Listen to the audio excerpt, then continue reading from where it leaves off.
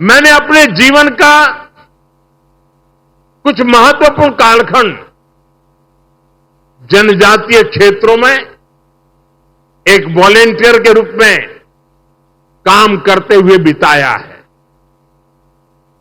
माननीय राष्ट्रपति जी तो बरसों तक ऐसे क्षेत्रों में चुनौतियों का सामना करती रही है। आप और हम जानते हैं कि जनजातीय क्षेत्रों में जीवन की सुविधाएं आसानी से नहीं पहुंचती थी। इसलिए हमारी सरकार ने जनजातीय विकास को बहुत प्राथमिकता दी। हमने ऐसे इलाकों को सुविधाओं से जोड़ने के लिए धरती आबा जनजातीय ग्राम उत्कर्ष अभियान शुरू किया। इसके तहत स्वास्थ्य, शिक्षा, सड़क, आवास से जुड़े विभाग मिलकर के सर्वांगीण विकास के लिए काम कर रहे हैं ताकि वहां रहने वाले लोगों की कठिनाइयां दूर हो सके। इसी तरह पीएम जनमन अभियान तो राष्ट्रपति जी के साथ हुई चर्चाओं का, उनके मार्गदर्शन का ही परिणाम है।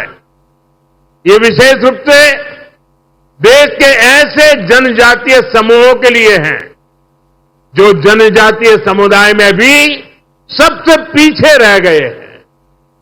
ऐसे जनजातीय समुदायों तक अब सरकार स्वयं चलकर उनके गांव, उनके दरवाजे तक पहुंच रही है। साथियों, आदिवासी समाज के उत्थान के लिए हम आदिवासी युवाओं को शिक्षा और रोजगार के अवसरों से जोड़ रहे हैं। इन बच्चों को पढ़ाई की बेहतर सुविधा मिले, इसके लिए देश में करीब 500 एकलव्य मॉडल स्कूल खोले गए हैं। करीब 750 एकलव्य स्कूल स्वीकृत किए गए हैं। प्री मैट्रिक और पोस्ट मैट्रिक लेवल पर 1.5 करोड़ से अधिक आदिवासी बच्चों को सैकड़ों करोड़ रुपए की स्कॉलरशिप दी गई है।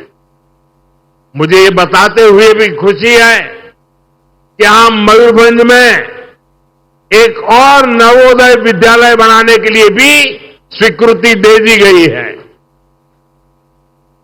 साथियों, दूर दराज इलाकों में रहने के कारण जनजातीय समाज स्वास्थ्य से जुड़ी कठिनाइयों का भी शिकार रहा।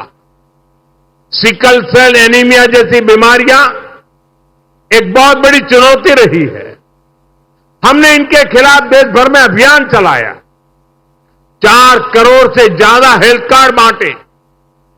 मुफ्त इलाज के लिए करोड़ों आदिवासी लाभार्थियों को आयुष्मान कार्ड दिए। जल जीवन मिशन के तहत घर घर साफ पानी पहुंचाया जा रहा है। इन प्रयासों का परिणाम आज हमें दिख रहा है। आदिवासी समाज दशकों पुरानी कठिनाइयों से बाहर आ रहा है और विकास की मुख्यधारा का हिस्सा बन रहा है।